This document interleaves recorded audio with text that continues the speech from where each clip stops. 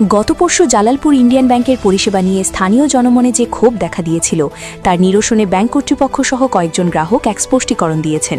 Indian bank কর্তৃপক্ষের মতে জালালপুর শাখায় সব ধরনের পরিষেবা সুন্দরভাবে চলছে। যে গ্রাহক তার অ্যাকাউন্ট থেকে প্রায় 29,000 টাকা হাওয়া হয়ে গেছে বলে অভিযোগ করেছিলেন, আদতে ওটি বাবা ছেলের যৌথ অ্যাকাউন্ট ছিল। যার থেকে টাকা গায়েব হয়নি, ওই গ্রাহকের বাবা টাকা তুলেছেন, যা ছেলে জানতেন না। এছাড়াও ব্যাংকের অন্যান্য নিয়ম না জেনে অনেক গ্রাহক ভুল বুঝেছেন বলেও ব্যাংক কর্তৃপক্ষ মত প্রকাশ করেন। ব্যাংক সম্পর্কিত নিয়মকানুনগুলি ভালোভাবে জানা প্রত্যেক গ্রাহকের প্রয়োজন বলে ব্যাংক কর্তৃপক্ষ মত প্রকাশ করেন।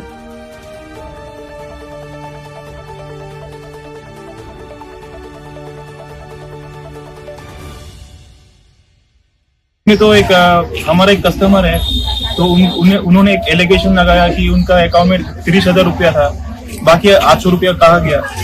ये तो मैंने बाद में देखा, ये देखे मैं तो कम्प्लीटली शॉक में पड़ गया।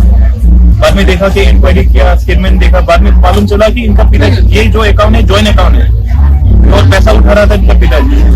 तो ये देखे हम लोग ने कस्टमर को आज बुलाया, उनको स्टेटमेंट दिया, स्टेटमेंट देके उसको सेटिस्फाइड कराया। अभी तो वही लेके मतलब देखो, जब भी कल जो ये बोला, मतलब पहले सोचना चाहिए कि मतलब बैंक का इतना सेंसिटिव मैटर है ये, तो पहले मीडिया को फेस करने से पहले बैंक में एक बार आना चाहिए। मैनेजर या हमारा जो स्टाफ है सब कोऑपरेटिव है, तो वो लोग के पास एक बार आके पूछना चाहिए कि पैसा कहाँ गया।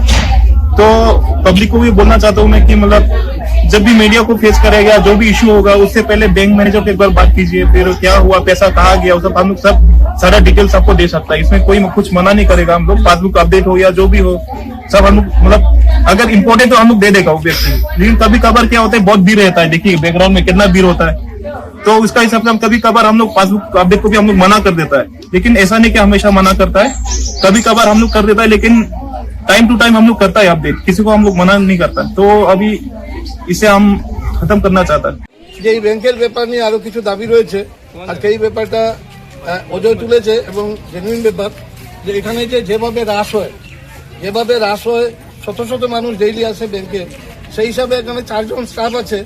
আমার মনে হয় একটা যদি আলাদা একটা কাউন্টার আপডেট করার জন্য একজনকে দেওয়া হয়, যে আলাদা কাউন্টার করে, তাহলে আমার মনে হয় আরো মানুষের জন্য আরো একটু ভালো সুবিধা হবে। আমরা ব্যাংকের একটা ভালো পরিষেবা আশা করি, যাতে পাবলিক সারাদিন বসে না থাকে, এসে যাতে ওদের নিজ কাজ করতে পারে। তো ওইটাও আমাদের কাছে একটা দাবি থাকলো ব্যাংকের ঊর্ধ্বতন কর্তৃপক্ষের কাছে, যদি এটলিস্ট একটা কাউন্টার খুলে দেওয়া হয় শুধুমাত্র বই আপডেট করার জন্য, ওইটা কিন্তু খুব ভালো হবে।